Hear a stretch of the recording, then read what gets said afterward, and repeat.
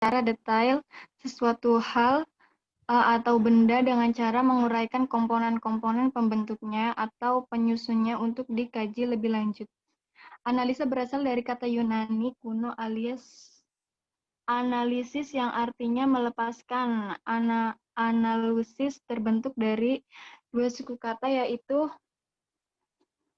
ana yang berarti kembali dan luein yang berarti melepas, sehingga jika digabungkan maka artinya adalah melepas kembali atau menguraikan. Next.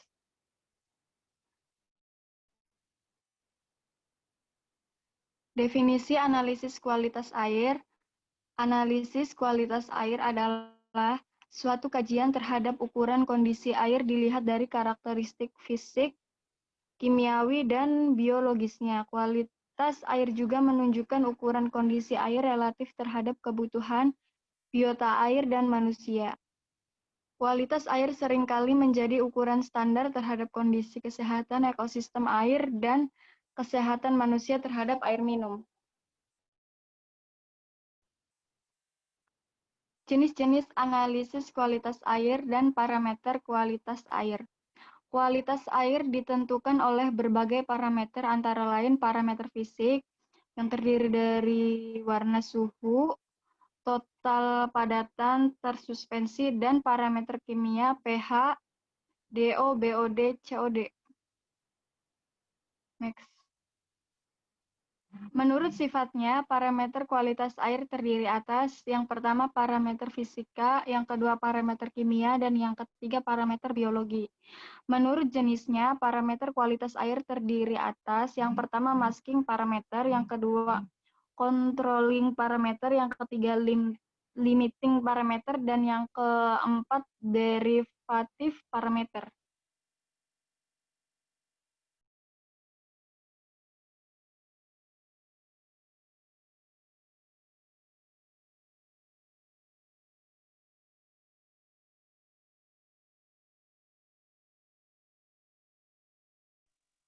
Kembali ke moderator. Baik, untuk selanjutnya pemateri kedua dibacakan oleh Nanda Putri Lisa. Kepada saya persilahkan. Baik, terima kasih moderator. Nilai ambang batas. Nilai ambang batas adalah nilai atau batas tertinggi di mana manusia mampu menahannya tanpa menimbulkan gangguan kesehatan selama 40 jam atau 5 hari dalam seminggu. Mungkin seperti itulah gambaran harfiah dari nilai ambang batas. Berikut ini ialah beberapa kriteria parameter kualitas air. DO atau dissolved oxygen, BDO atau biological oxygen demand, COD atau chemical oxygen demand, TDS atau total dissolved solid. Selanjutnya dipaparkan oleh Amni.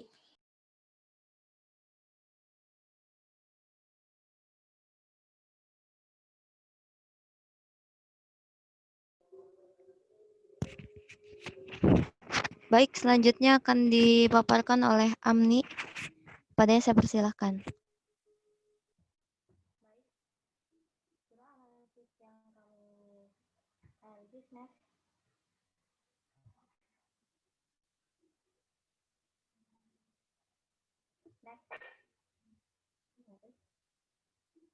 Ada suaranya nggak sih?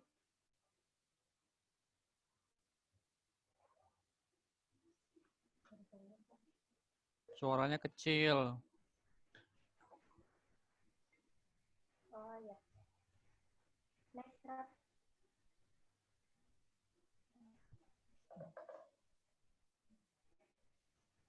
Siapa yang jadi operator nih?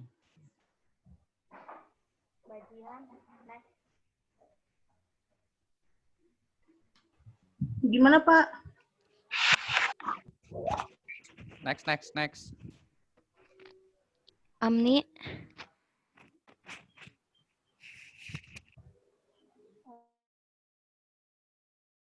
Di sini ada tabel hasil natural. Yang pertama itu ada temperatur atau suhu hasil pengukuran suhu air Sungai Batang Aro pada lokasi titik pantau 1, sampai titik pantau 3 menunjukkan suhu air berkisar 26 derajat Celcius sampai 27 derajat Celcius. Suhu tertinggi 27 derajat Celcius pada titik pantau 3. Kondisi suhu tersebut masih Amni, suaranya nggak kedengeran. nggak kedengeran tak? Serius nggak kedengeran. Ya, ganti aja Nanda yang gede suaranya tadi. Gak apa-apa.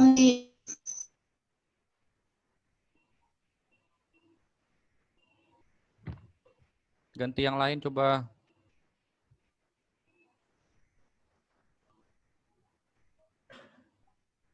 Nanda. Ya, yuk ganti Nanda.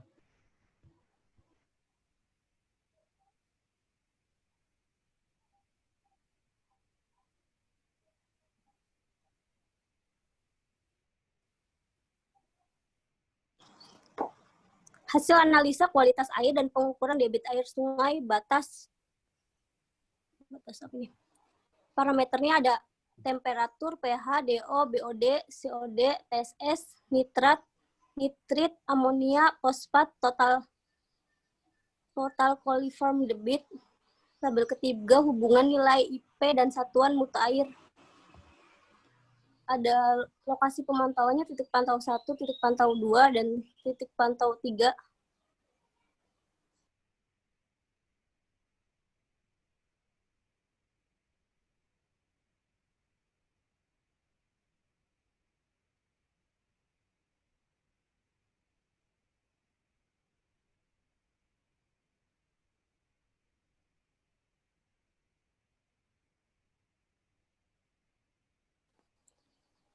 Judul jurnal analisis kualitas air dan strategi pengendalian pencemaran sungai 3 titik di Kecamatan Kota Padang. Kedua tahun penelitian dilakukan pada tahun 2019. Penulisnya Fernando Hero Aliandri, Noveri Mulya, Rika Reskika Sari, Suci Ika Novrilianti, Fadila Oktari, Eko Satria Permana, dan Funky Novendri. Tujuan penelitiannya yaitu bertujuan menganalisa kualitas air sungai berdasarkan kriteria mutu air menurut Perda Provinsi Sumatera Barat nomor 19 tahun 2007 dan merumuskan strategi pengendalian pencemaran air sungai Batang Arau yang perlu dilaksanakan.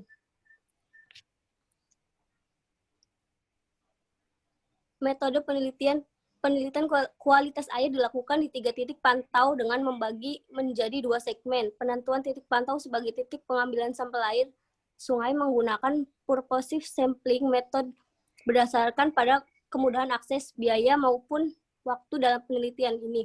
Metode pengambilan sampel air sungai yang dilakukan secara langsung menggunakan metode grab sampling, yaitu metode pengambilan sampling sesaat yang menunjukkan karakteristik air hanya pada saat itu, dengan menggunakan alat water sampler sesuai dengan SNI 6989-59-2008. Sebelum dilakukan analisa di laboratorium, dilakukan pengawetan agar tidak terjadi perubahan fisika maupun kimia. Parameter yang dianalisis meliputi parameter fisika, kimia organik, dan mikrobiologi. Penyebab pembuangan air limbah dari aktivitas rumah tangga seperti MCK, industri, dan limpasan dari aktivitas pertanian yang sudah melebihi daya tampung beban pencemaran air sungai. Ketujuh, dampak sungai Batang Arau tidak dapat digunakan sebagai peruntukannya air sarana rekreasi, peternakan, pertanian, atau pembudidayaan ikan tawar.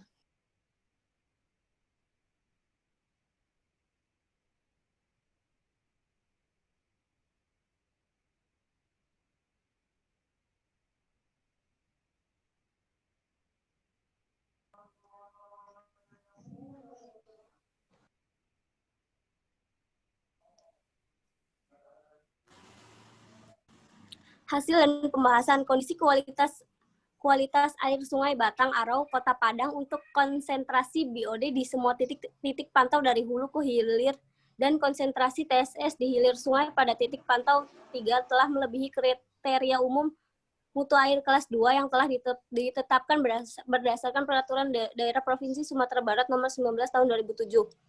Status mutu air sungai Batang Arau Kota Padang pada titik pantau 1 menunjukkan status mutu airnya dalam kondisi baik, sedangkan pada titik 2 titik pantau 2 dan 3 menunjukkan telah cemar ringan.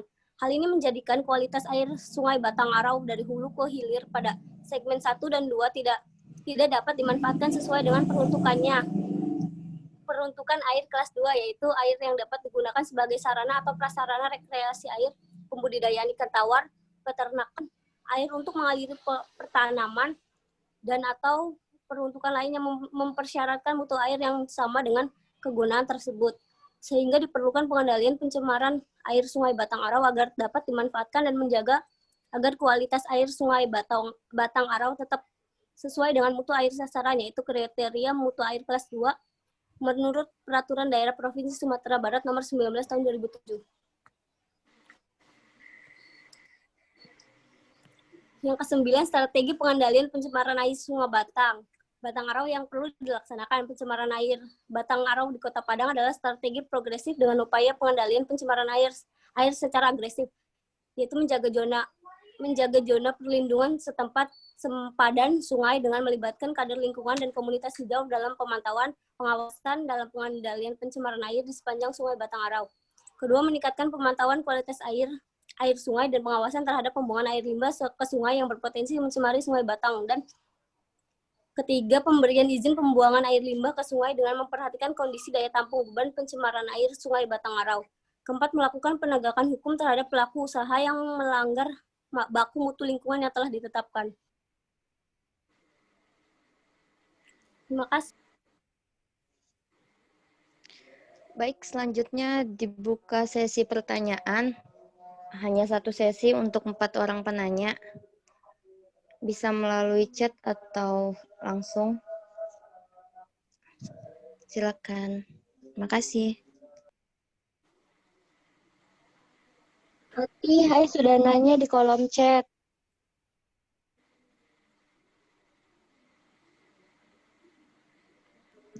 Tiga orang lagi. Untuk 3 orang penanya lagi. Dipersilahkan.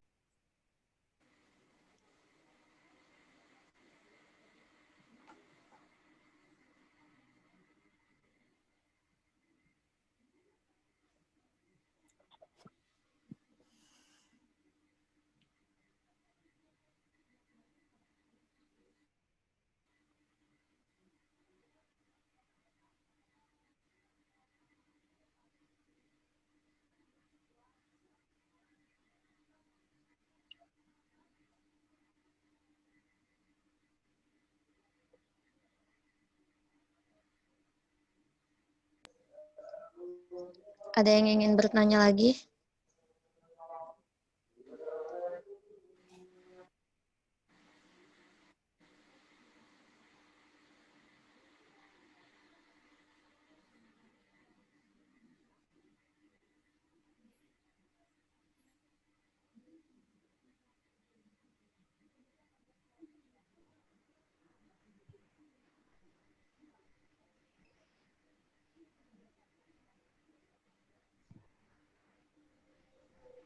Jihan, coba digeser satu-satu slide-nya, Jihan.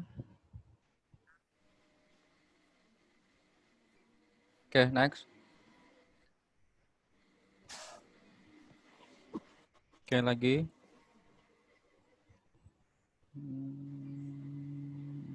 Oke. Ya.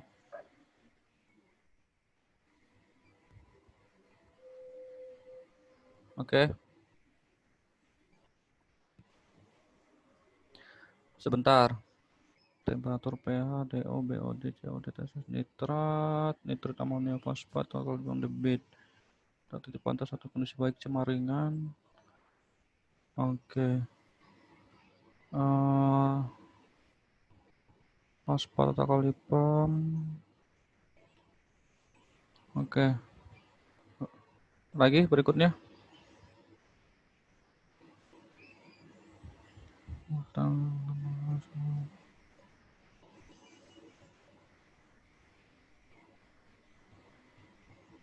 Oke, lagi.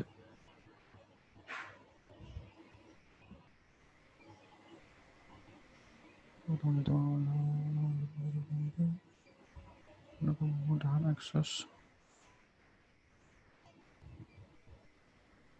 MCK, industri dan limpasan dari transportasi ini sudah melebihi dan tampung beban air sungai. MCK, industri dan limpasan dari atas pertanian dan biasa. Sungai Batang Ara tidak dikenal sebagai bantuannya relasi. Mungkin ikan air tawar. Oke, sudah tercemar berat ya, sampai tidak bisa. Dampak asal rekreasi kan. Oke, lagi Dian. Batang Ara kota terus ya. Jelaskan sebelum Batang Ara. Kondisi baik, kita titik pantau 2 dan 3. Tercemar ringan, jangan sama dengan bentukan yang kelas 2 itu air yang dapat digunakan sebagai sangan. Oke. Oke. Terakhir.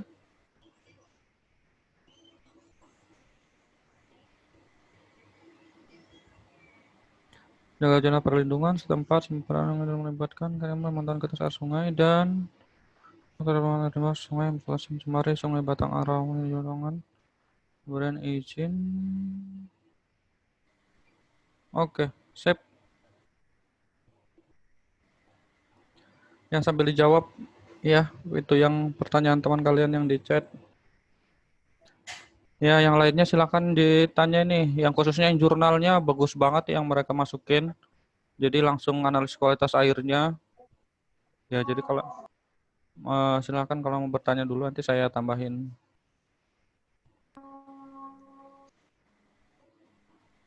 Baik, sembari menunggu, pertanyaan dari Ais akan dijawab oleh Andin Maulida.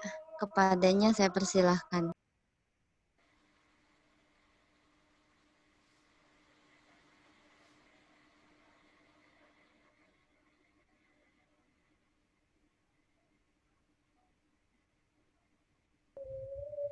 Baik, saya akan menjawab pertanyaan dari Ais. Pertanyaannya itu kriteria parameter kualitas air ya.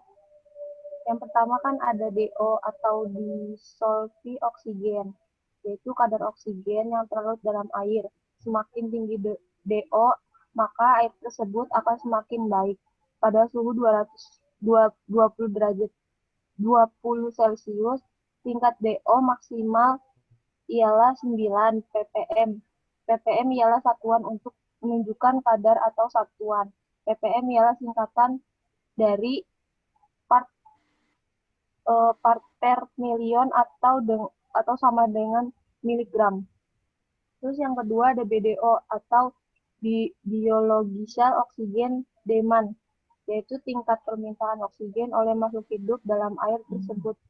Jika semakin tinggi nilainya, maka semakin banyak mikrobanya dan membuat nilai DO turun. Semakin tinggi nilai BDO, maka akan semakin rendah kualitas air. Yang ketiga ada COD atau semisal oksigen demand, mirip seperti BDO. Bedanya di sini adalah tingkat kebutuhan senyawa kimia terhadap oksigen. Bisa jadi dipakai untuk mengurangi dan sebagainya. Nilai COD juga terbanding terbalik dengan DO. Yang keempat ada TDS atau Total Dissolved Solid, yaitu jumlah zat padat yang terlarut di dalam air.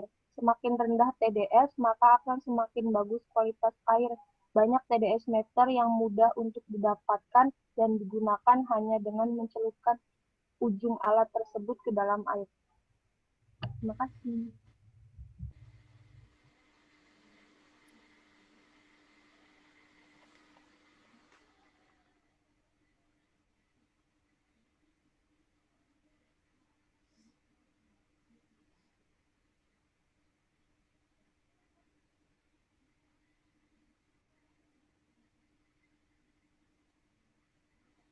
Ais, jelas enggak?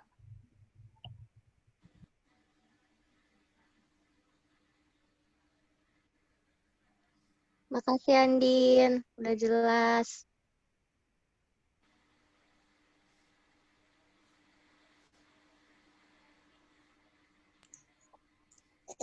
Masih ada satu kesempatan untuk yang bertanya.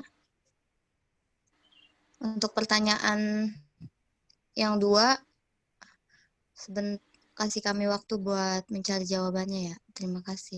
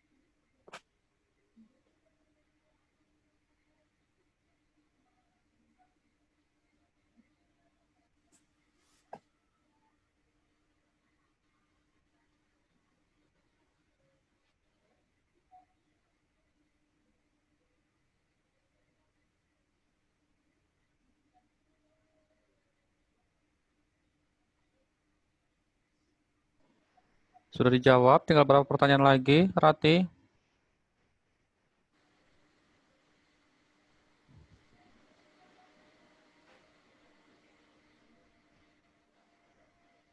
Halo, sudah dijawab?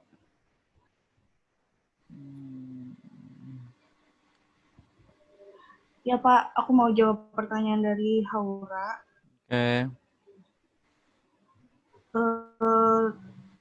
Cara terbaik untuk memulihkan kualitas air yang sudah tercemar dan cara untuk menghilangkan atau mengurangi sampah-sampah plastik yang ada di laut.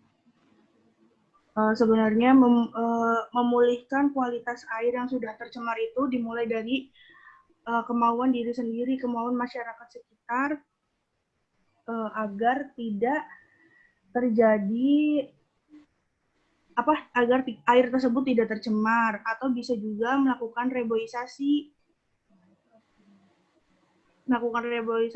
terus melakukan pengolahan air limbah, terus menggunakan deterjen yang ramah lingkungan, Terus menjaga kualitas air laut dengan cara tidak membuang sampah ke laut. Terus mengganti menggunakan kompos dan pupuk yang organik. Kayak gitu. Terus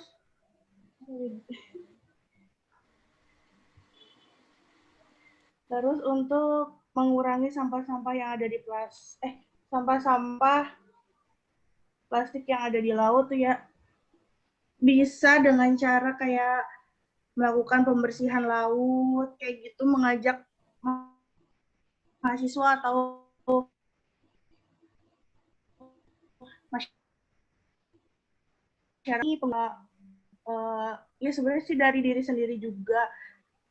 Kalau misalkan kita mau beli minuman gitu, kita bawa botol dari rumah kayak gitu. Terus kalau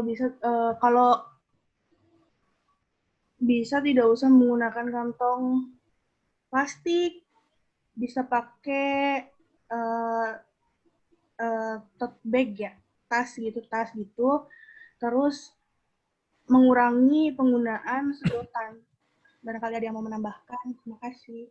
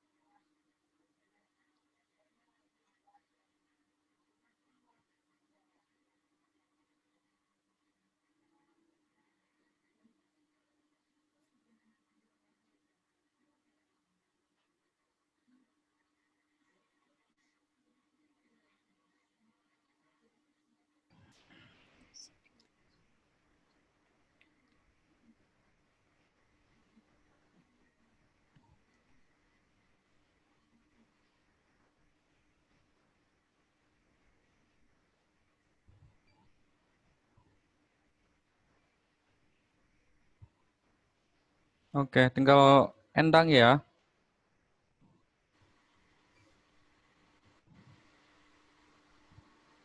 Ini kelompok 3 sampai menjawab pertanyaan Endang. Yuk, biar kita ini.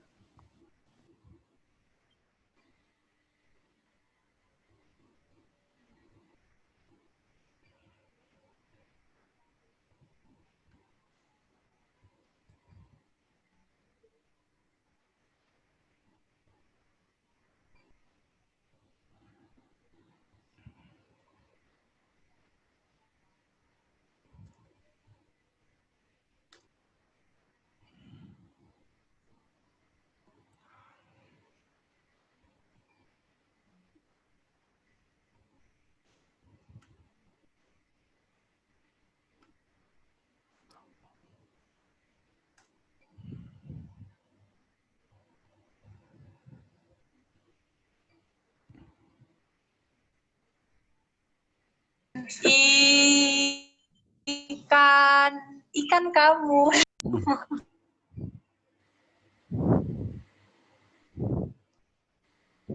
Ada yang tahu nggak? Saya ada tebak-tebakan tuh. Ikan kamu. Silakan dilihat di chat ya. Jawabannya ikan kamu, Pak. Iya nggak sih, Pak?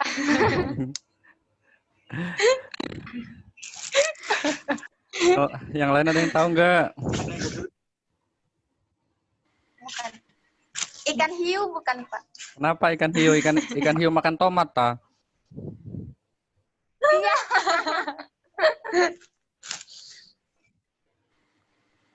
Ada yang tahu nggak?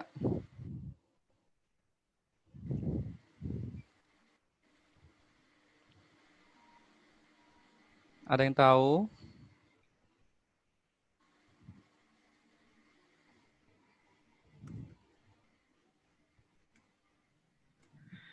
Ikan bandeng, Pak. Kenapa ikan bandeng? Banyak durinya, Pak. Oh, banyak durinya. Jadi nyakitin ya.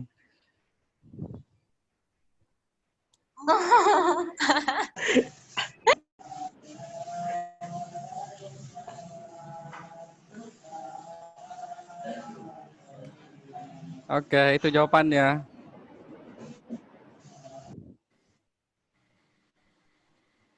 Love you too.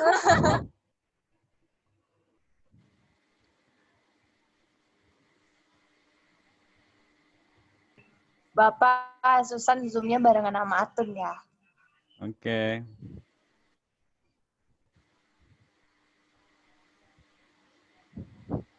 Jangan sampai punya gebetan yang punya ikan kayak gitu ya. Pak, mau jawab Pak pertanyaan Endang, Pak. Oh, boleh banget. Saya kira mau jawab pertanyaan saya tentang ikan. Boleh. Kalau jawabannya sih dari diri saya sendiri, Pak. Gimana cara saya peduli dengan lingkungan di sekitar, merambat ke keluarga saya, bukan hanya mereka doang yang ikut ambil dalam menjaga, tapi kita juga harus bisa ambil karena kita ini negara bineka, satu bangsa satu tanah air gitu Pak, harus saling respect gitu sesama yang bisa gitu menyelamatkan kita gitu Pak. Itu sih.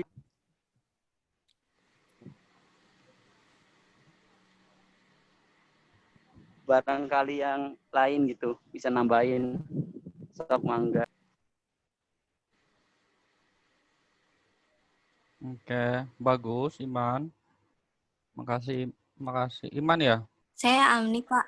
Saya Amni Sofiati. Pak. Saya ingin menambahkan jawaban dari Iman Oke. untuk pertanyaan Endang.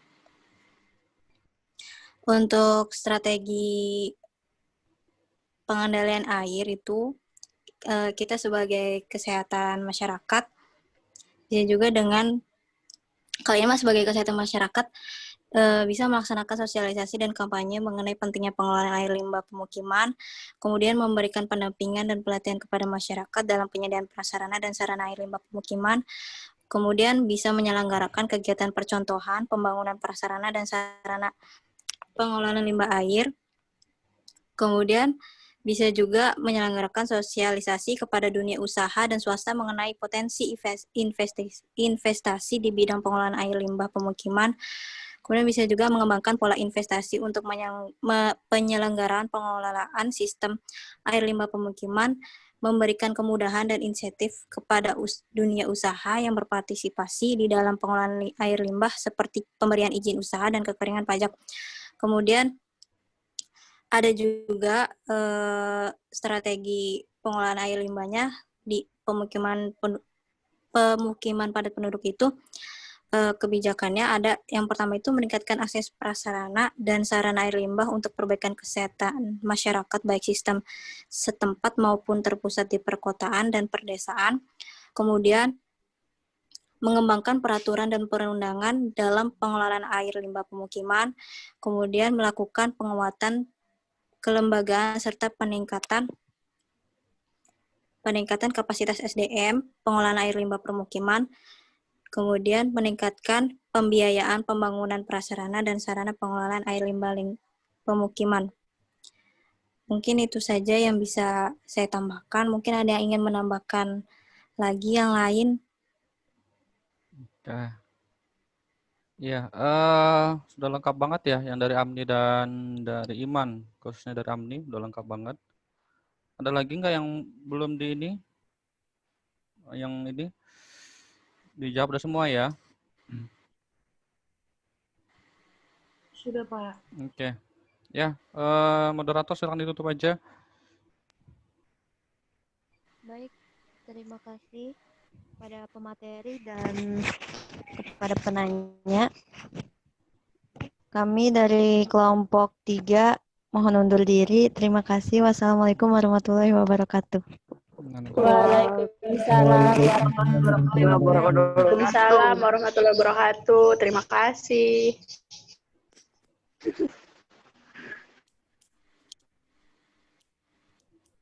Oke.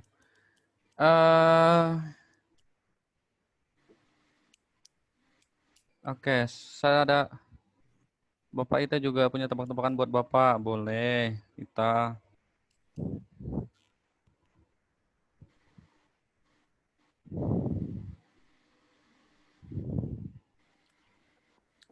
Mana Ita?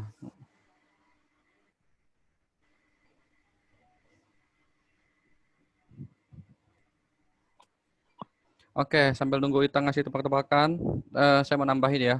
Tadi yang limbah medis kedengarannya sampai mana ya? Sampai yang jarum suntik tadi yang dibuat mainan? Masih dengar ya? Yang itu masih, Pak. Oke, yang itu masih ya. Ya, jadi ya mungkin kalian pernah dengar ya ada kasus kejadian yang ada pembuangan limbah medis di TPS di Cirebon. Nah, itu juga salah satu kenapa? Karena ini limbah medis itu cukup berbahaya ya. Kenapa? Karena tadi dikhawatirkan adalah bekas atau dikhawatirkan dari bekas pasien apa seperti itu. Yang berbahaya kan kalau dari penyakit-penyakit infeksi. Nah, termasuk tadi pertanyaan tadi yang jawaban dari Neneng ya, sebenarnya mungkin kalau limbah medis ya itu saya jujur belum pernah dengar limbah medis itu didaur ulang ya. Mungkin kalau tadi ada artikel yang dibaca bisa, tapi itu lebih amannya itu dimusnahkan aja ya. Khususnya pakai alat namanya insenerator. Ya, jadi insenerator itu semacam kayak cerobong besar begitu. Jadi alatnya itu isinya buat bakar limbah medis tadi ya. Itu suhunya 1000 derajat Celcius. Nanti sampai limbah medisnya itu habis menjadi abu. Nah, cuma memang nanti abunya itu juga sekarang harus dibawa ke pihak ketiga yang punya izin untuk pengolahan abunya, karena itu juga sekarang cukup jadi masalah. Jadi harus dibawa ke pihak ketiganya lagi, pihak berikutnya lagi untuk pengolahan abunya, karena itu harus mendapat izin dari Kementerian Lingkungan Hidup. Ya. Kemudian tadi kalau yang limbah COVID itu tadi yang lengkapnya menyambung dari Wandi tadi. Ya, limbah COVID itu biasanya tidak boleh disatukan sama pasien umum hasil limbahnya, baik itu bekas pakaian, bekas makan dan sebagainya. Jadi itu disteril khusus ya. Kemudian untuk pengolahan limbah medis atau non medis yang bekas pasien COVID itu ada protokol kesehatannya. Protokol kesehatannya lengkapnya itu ada di Juklak dan Juklik atau petunjuk teknisnya, juknisnya dari yang dikeluarkan oleh Kemenkes. Itu ada saya kirim di grup ya, itu bisa kalian baca. Kemudian untuk pengolahan kualitas air ya, tambahannya. Jadi kualitas air itu ada 4 ya. Jadi yang kualitas pertama itu untuk kualitas air minum. Jadi kualitas air itu ada 4. Tadi kan ini berangkat dari jurnalnya ya. Hasil kesimpulannya tadi itu airnya ini tidak layak lagi untuk termasuk kategori kelas 2. Kelas 2 itu untuk rekreasi. Jadi kelas 1 itu untuk air minum, kelas 2 itu untuk rekreasi dan sarana ikan air tawar, peternakan dan tanaman. Kelas 3 itu untuk budidaya ikan air tawar, peternakan dan tanaman ya. Jadi kalau kelas 2 rekreasi, kelas 3-nya itu untuk apa namanya budidaya ikan air tawar, peternakan dan mengairi apa namanya untuk perairan sawah dan sebagainya untuk tanaman. Yang kelas keempat itu untuk apa namanya pertanian ya. Nah, tadi kan yang dari hasilnya itu tidak cocok untuk kelas 2. Jadi memang cukup tercemar berarti ya kelas apa tadi hasil dari pengolahan limbahnya. Tadi kan nitrat, nitrit, TSS tadi cukup banyak. Kalau kalian ada yang tertarik meneliti itu bisa bareng Dinas LH mungkin untuk skripsi kalian nanti untuk meneliti atau coba bisa juga pakai dari data sekundernya. Misalnya Dinas Lingkungan Hidup Indramayu pernah melakukan penelitian air tercemar di Indramayu enggak? Kalau pernah kalian bisa loh mengkaji datanya mereka. Jadi kalian nggak perlu penelitian juga bisa. Jadi yang dikaji adalah data sekundernya mereka. Itu juga bisa ya. Jadi literatur review atau apa namanya mengkaji data-data sekunder itu juga bisa. Jadi penelitian itu nggak harus kalian menanyakan langsung seperti itu. Terus tadi pertanyaan Haura tadi udah bagus banget dijawab. Kemudian strategi pengendalian yang Endang juga sudah lengkap tadi ya, dibantu sama Iman dan Amni, sudah cukup lengkap. Untuk kualitas air nilai ambang batas, nah tadi juga sudah cukup lengkap yang dibahas oleh Andin ya, dijawab oleh Andin itu yang BOD, COD, BOD ya, bukan BDO, biological oxygen demand ya. Jadi apa namanya oksigen terlarut secara biologis itu artinya. Itu ya parameternya saya sudah pernah kasih di standar kualitas air bersih khususnya di mata kuliah penyediaan air bersih. Oke. Ada mau pembelajaran offline ya? Oke. Iya, ada pembelajaran offline ya. Ada lagi yang mau kita diskusikan? Ika, hewan apa yang nggak nyakitin Pak? Kata Ika, kata Ita. Hewan apa ya? Hewan yang nggak nyakitin. Hewan yang nggak nyakitin, saya nggak tahu. Hewan yang nggak nyakitin, nggak tahu. Hewan yang nggak nyakitin. Hewan yang nggak nyakitin. Kalian ada kuliah tas setelah ini? Kuliah offline? Iya, Bapak ada. Iya, Pak, ada. Aku jadi anak hukum, Pak. Oh gitu. Oke. Biarkan siap-siap. Terakhir nanti saya punya tebak-tebakan lagi sih banyak tapi nantilah kita simpan biar kalian makin penasaran ya. Oke. Ita saya give up ya, saya nyerah ya. Kira-kira apa ya hewan yang nyakitin ya? Hewan yang nggak nyakitin. Saya nggak tahu hewan yang nggak nyakitin. Gajah, Pak. Kenapa gajah? Nggak jahat. Oh, Nggak jahat maksudnya, Pak. Oke. Berarti kalau kalian cari cowok itu yang gajah ya berarti ya. Ya oke. Oke, betul juga. Oke. Ya, karena ini kuliahnya udah habis, saya sebenarnya ada lagi, tapi nantilah ya, next time lagi ya. Kita ini kan karena kayaknya kalian mau siap-siap mau kuliah di Fakultas Hukum. Ya hari ini kuliah terakhir ya. Terima kasih untuk atensinya, khususnya PJ-nya Wandi sudah dibantu selama UTS. Untuk UTS-nya nanti online, kayaknya seperti Google Form. Ya nanti saya share lagi di grup teknisnya bagaimana. Udah kalian siap-siap ya. Terima kasih semuanya. Makasih Ita tebak-tebakannya. Sehat-sehat semuanya. Assalamualaikum warahmatullahi wabarakatuh. Waalaikumsalam warahmatullahi wabarakatuh. Warahmatullahi wabarakatuh. Warahmatullahi wabarakatuh.